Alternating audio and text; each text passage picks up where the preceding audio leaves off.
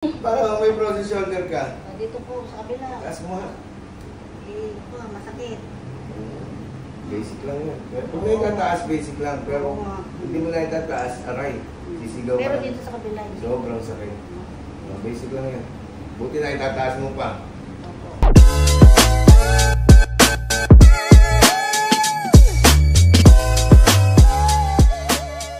Alam mo, Sincho po.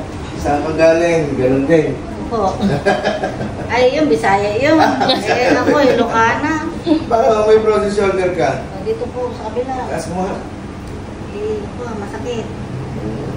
Basic lang yan. Kung may tataas, basic lang. Pero hindi mo na itataas, aray. Sisigaw Pero ka. dito sa kabila. Sobrang sakit. Basic lang yan. Buti na itataas mo pa. Opo. Naagapan natin. Pero Pero kung yung hindi mo na itataas ito, Minsan kasi, sir, hindi po mataas. hindi mo matanggal yung bra mo. Hindi matanggal yung bra. Tanggal mo na lang kay tatay. Okay. Relax. Ay, narin po. Matigas rin yung leg dito ni nanay. Ay, naku, Diyos ko. Relax ka lang.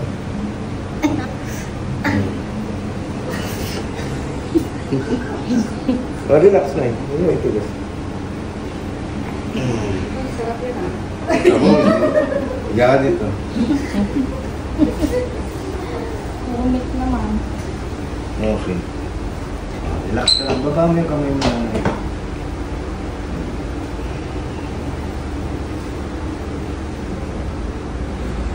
Ay, naku, Diyos ko lang. Relax. Sama mo lang. Ay, ang dami. Oh, natanggal na yung leg ko. Hinahanap ni tatay ang kay nanay. Sa akin napunta. Kasi ang katawan talaga ng lalaki matigas yan. Kasi nga, ang trabaho natin mga lalaki hard. Diba? Kahit na pagod na tayo, pag meron tayong nakitang gagawin sa bahay, kahit galing na tayo na trabaho, gagawin pa rin natin yung nasa bahay eh, di ba? Ganun yun eh. Sana hindi. Yung na ginawa ka, nanay? Sige. Tingala ka. Wala baka matanggal yung ulo ko. Hindi yan, ikaw naman. Relax lang po. Ka lang. Hinga ka lang malalim, nay. Exhale. Relax lang. Diyos ko. Diyos ko.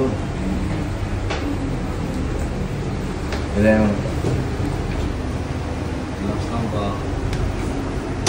Itong araw na ito, giginawa kayo.